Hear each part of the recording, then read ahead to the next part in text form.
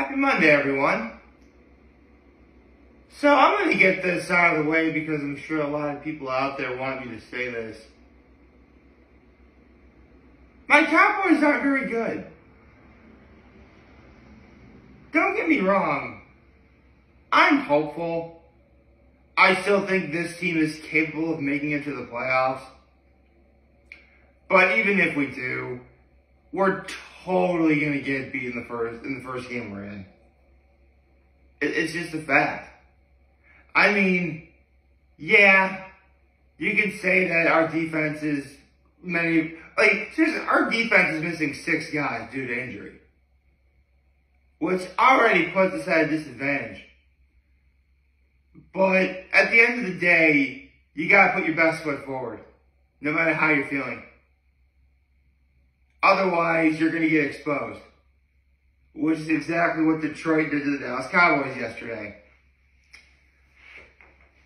I mean, it doesn't take a genius to figure. I mean, you know what? I'll never forget this. Before the game started, some analysts were saying that Detroit was going to obliterate Dallas. Yeah, you're right. You were totally right.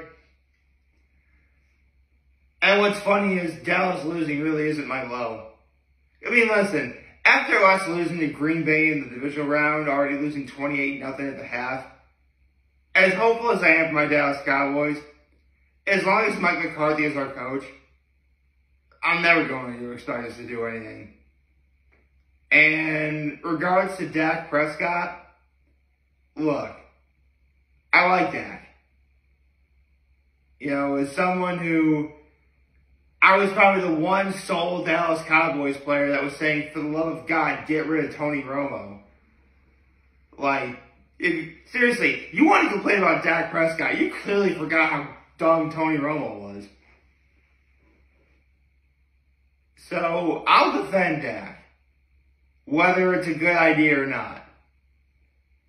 Because, at least, like with Romo, you're like, oh great, here we go. With Dak, it's like, you know what? The odds may be against us, but I don't think they're that bad. Like, I think we can take this on and win. So, take that for what it's worth. But, yeah. Thought I should explain that. Although, I said earlier that my low wasn't my Cowboys losing. It's just the fact that it did nothing but rain all day. And also, Rita's is now officially closed for the next 138 days, barring good winter weather. I don't know. It's just... And now I really just feel like the changing of the seasons has arrived, if it hasn't already. So, I mean, if nothing else, I'm in the right headspace to acknowledge these things, which is definitely a much better place than not acknowledging it at all. So, yeah. But yesterday was a really good day, all things considered. I mean, went back to St. Mary Mother for Sunday morning Mass, first time since, you know, before we started going to Cuba Lake. And it was great to be back. I mean, for those of you wondering, like, wait, you went to church on Saturday night, why are you going on Sunday? Full stop, it really is just to get out and about. I mean, don't get me wrong, it's great to be back here on the weekends, just, you know, to get myself some me time. But even if I wind up not interacting with anyone at all, I need to be out and about to get that kind of interaction.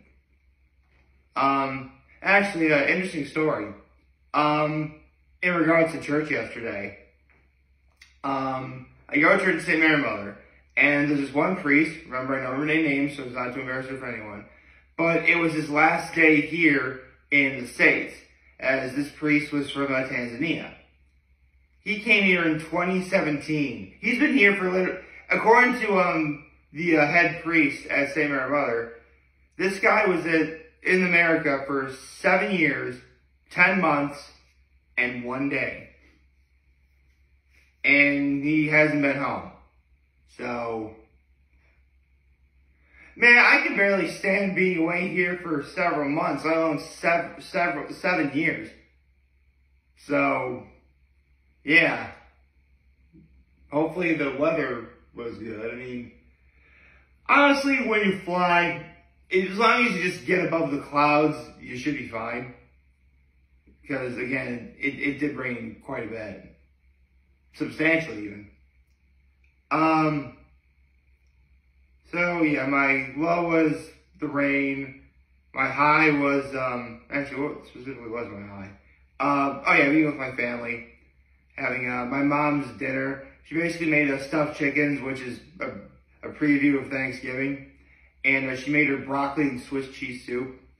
If you're wondering, it took me 30 years to like that soup, and now I do.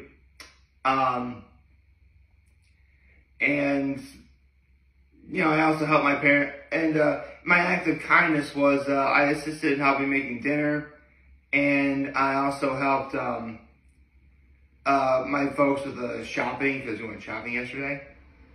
And you know what? I posted this on my Facebook, but I need, like, you know, some feedback.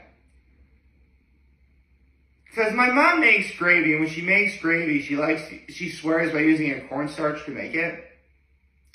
What are your thoughts? Cornstarch versus flour for making gravy. Again, my mom swears by cornstarch. She's not or never has been a fan of using flour. So an opinion would be nice. But anyway, I got a lot to talk about. Let's get into all the NFL picks I made yesterday. Okay, so let me get my notes out as well.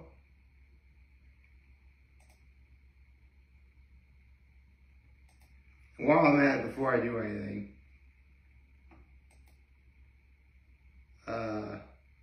here we go.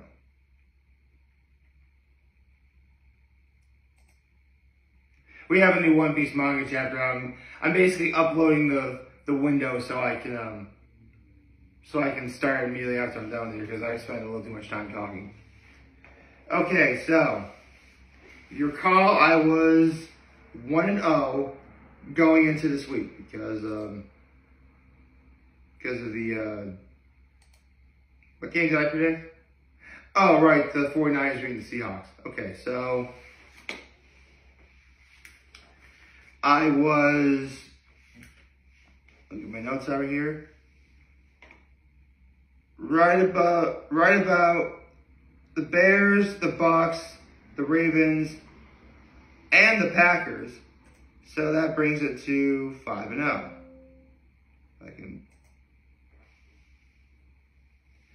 I was wrong about the Colts, so 5-1. I was right about both the Texans and the Eagles, so 7-1.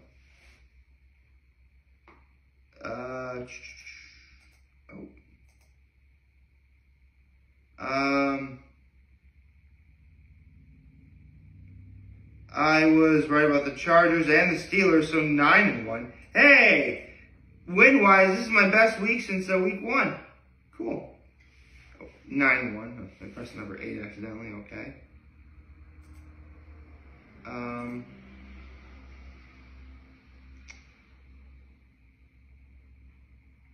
Right about the Falcons, wrong about the Lions, and right about the Bengals.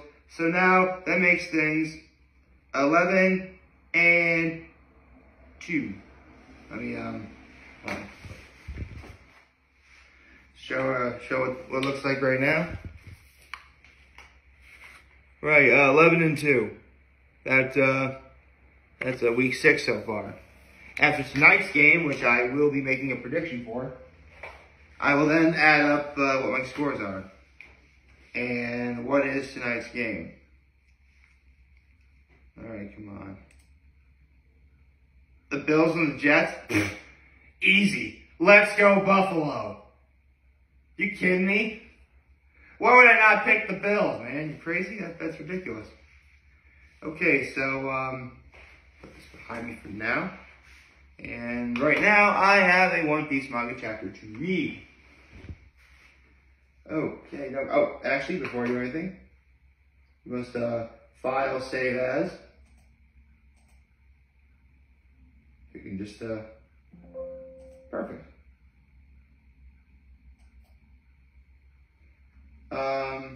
Right, so, without further delay, One Piece chapter 1129, Live Dolls.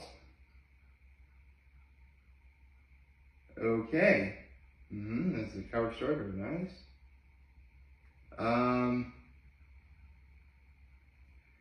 Okay, everyone in this giant land is praying to the sun god not to do anything crazy, but the giant sun god is upset right now.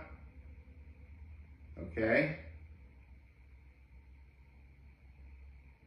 They're riding East Cat. All right. Okay, so the scaling in this arc so far really has been kind of all over the place. Because a few chapters ago, they showed everybody in a big Stein castle, and the cat took up like half of that room. Like, it was still a pretty big room for the giant cat to be in.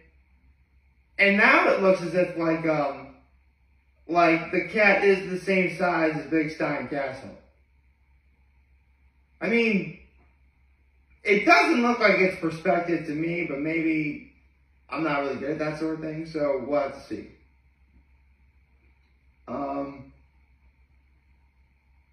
But so far, I think that's been like my only real critique of this arc so far.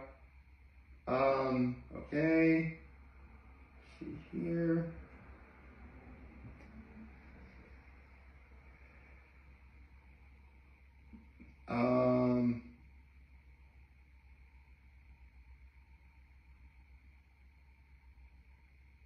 Oh, the sun god got a giant net out and chopped the cap, and Zoro and Sanji like just keep moving. They break through the net and they keep going. That's actually a really cool panel. Actually, hold on a second.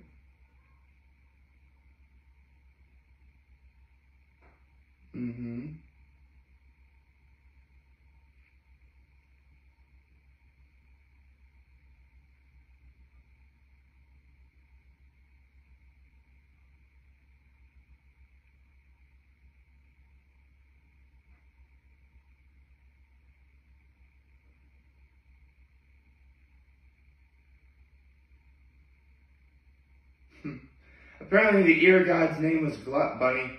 That's funny.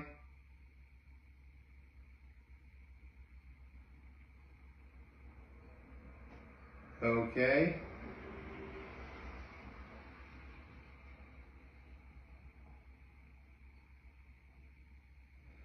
Okay, this guy is clearly pretending he's like a dungeon master in D&D or something. This is actually kind of funny.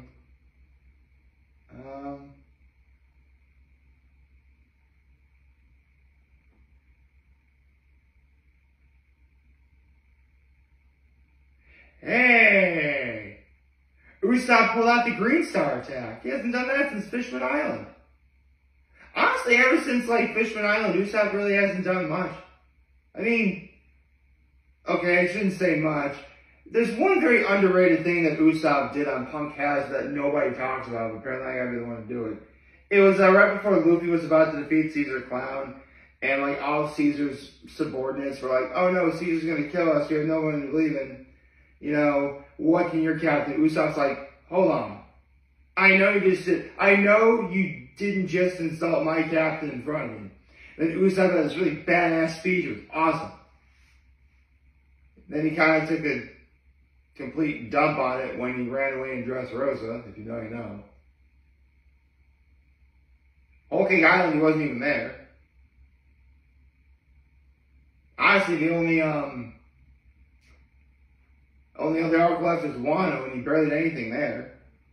Egghead, you could argue he did a little bit less, outside of reacting when Dory and Broggy returned. So moments like this for Usopp are good. Okay. Oh. Mini gear. Ooh. This is different for Luffy. Normally when Luffy activates Gear 4th, he like it encompasses his entire body, but it looks as if Luffy's figured out how to just put it to one part of his body and then use it, and not use it for very long. Which reminds me, a few chapters ago he activated Gear 5th. Maybe it was a chapter ago. Anyway, he activates Gear 5th and he didn't like transform to an old man. I think that's because he wasn't in Gear 5th for very long. You know, it's sort of like the longer you do it, the more of an effect it has on you. Quite interesting.